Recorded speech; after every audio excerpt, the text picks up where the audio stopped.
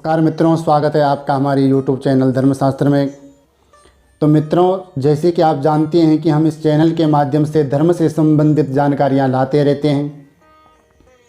तो आज हम जानेंगे कि ज्वालामुखी योग कैसे बनता है, किस किस नक्षत्र किस किस तिथि के संयोग से ज्वालामुखी योग बनता है, ज्वालामुखी योग में क्या करना चाहिए क्या नहीं करना चाहिए, और दूसरी बात हम जानेंगे कि कब और कैसे होगा हमारा भाग्य उदय।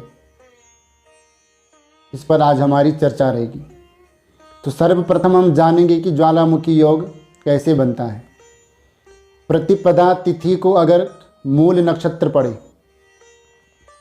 पंचमी तिथि को अगर भरणी नक्षत्र पड़े, अष्टमी तिथि को कृत्तिका नक्षत्र पड़े और नवमी तिथि को रोहिणी नक्षत्र पड़े और दसवीं तिथि को आश्लेषा नक्षत्र पड़े तो ज्वालामुखी योग होता है। इसमें क्या नहीं करना चाहिए? तो कहा गया है, जन्मे तो जीवे नहीं, बसे तो उजड़े गांव। अगर किसी के घर में कोई पुत्र या पुत्री का जन्म होता है तो वो जीता नहीं है, उसकी मृत्यु हो जाती है। और बसे तो उजड़े गांव, अगर कोई अपने नए मकान में जाता है, गृह प्रवेश करता है, तो उसका मकान या तो किसी न किसी कारण से वहाँ कोई ना कोई अपशगुन हो जाता है या किसी न किसी कारणवश वहाँ से मकान हमें छोड़ना पड़ता है। नारी पहनी चूड़ियाँ पुरुष विहीनी होई।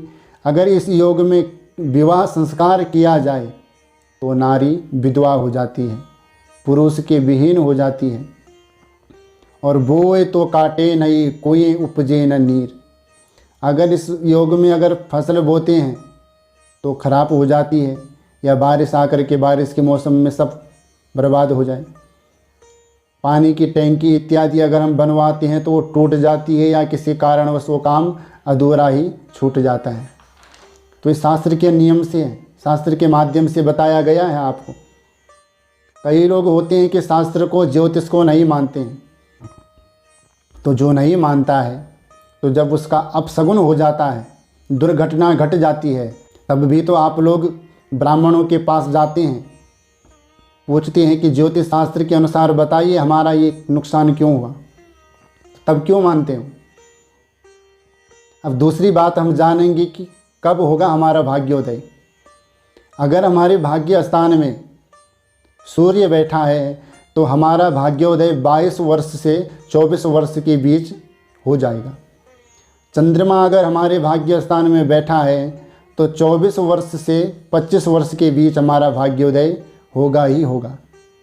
अगर मंगल हमारे भाग्य स्थान में बैठा है तो 28 वर्ष से 32 वर्ष के बीच हमारा भाग्योदय अवश्य होगा। बुध अगर हमारे भाग्य स्थान में बैठा है तो 32 वर्ष से लेकर के 36 वर्ष तक हमारा भाग्योदय जरूर होगा। बृहस्पति अगर हमारा बैठा है तो 16 वर्ष से 24 वर्ष के बीच ही हमारा भाग्योदय हो जाता है। शुक्र अगर हमारा भाग्य स्थान में बैठा है तो 26 वर्ष से लेकर के 28 वर्ष के बीच ही भाग्योदय हो जाता है। शनि अगर बैठा है तो 36 वर्ष से लेकर के 42 वर्ष के बीच ही हमारा भाग्योदय हो जाता है।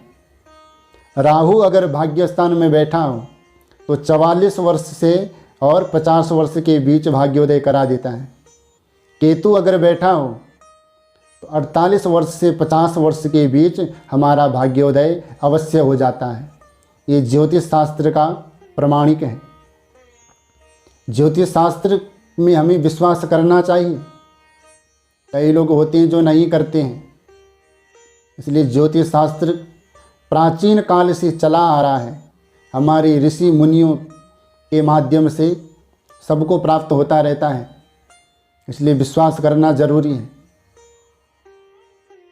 इसलिए आज के लिए इतना ही। मुझे विश्वास है कि हमारे द्वारा दी गई जानकारी आपको ज़रूर पसंद आएगी।